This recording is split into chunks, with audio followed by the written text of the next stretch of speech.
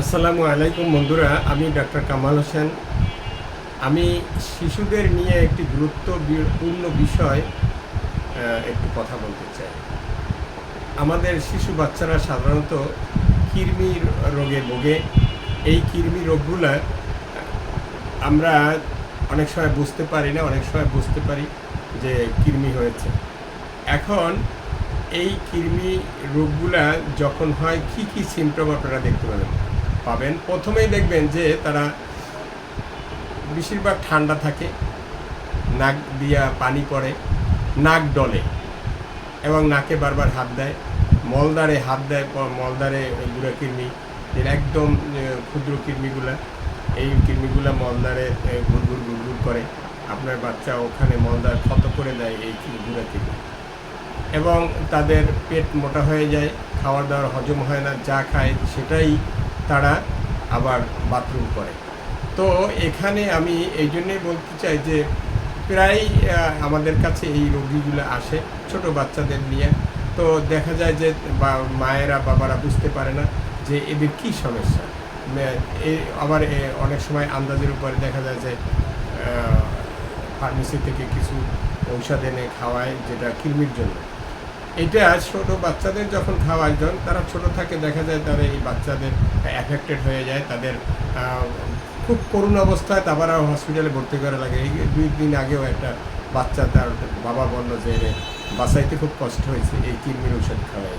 তো এইটা ক্ষেত্রে আমি একটা সলিউশন, সেটা হলো আমাদের যারা হোমিও ডাক্তার, আমাদের কাছে এর ঔষধ আছে, ভালো ঔষধ, যেটা কিওর করে দেবে আপনার বাচ্চা, যার পেট ঠিক হয়ে যাবে, তার এই যে হজম শক্তি বাড়বে, এরকমের আমাদের কাছে। যেমন এখানে আছে সিনা, জার্মানি ঔষধ, এটা আছে টিউক্রিয়াম, আরও ঔষধ আছে যাদের বড় লক্ষণ ভিত্তিক ট্রিটমেন্ট করতে হয়, ওয়ান মেডিসিন সিলেকশন করে। এখন এটা আপনি কিভাবে করবেন, এই বাচ্চার ক্ষেত্রে আপনি হোমিও চেম্বারে যে বলতে পারবেন যে আমার বাচ্চা কৃমি হয়েছে, ও কৃমির ঔষধ দিবে। কিন্তু আপনি একটা কাজ করবেন, আপনার নিজের বাসায় গ্লুকোজের মাধ্যমে বলবেন যে আমার একটু গ্লুকোজের মাধ্যমে এই যে সিনা আপনার ছোটো বাচ্চাদের, শিশুদের জন্য সিনা বেস্ট ঔষধ, যে ছোটো গুঁড়া কৃমি যেগুলো মলদ্বারে গুড়গুড় করে, এটা আপনি বড়িতে নিয়ে রাখলেন বাসায়।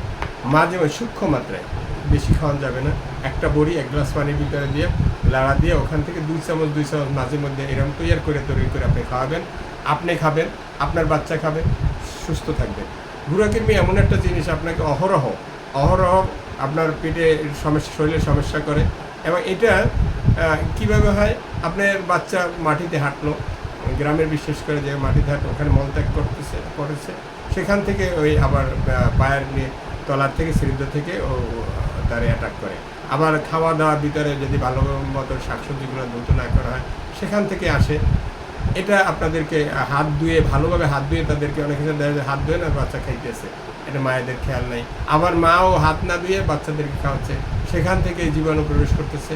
তো এইটা আমি এই জন্যই অনুরোধ করব, আপনারা নিজের বাচ্চাদের জন্য। আমি কয়েকটা রুগী এরকমের, এটা শুধু এই জন্য করি না, একদিনই করি না, অনেক দেখলাম এই বাচ্চারা তো ক্ষতিগ্রস্ত হচ্ছে।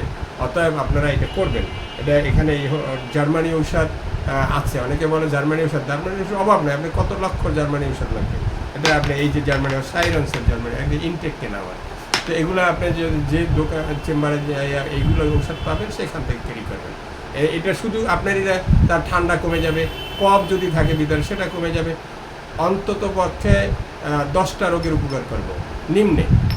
হ্যাঁ, তো ধন্যবাদ আপনাকে।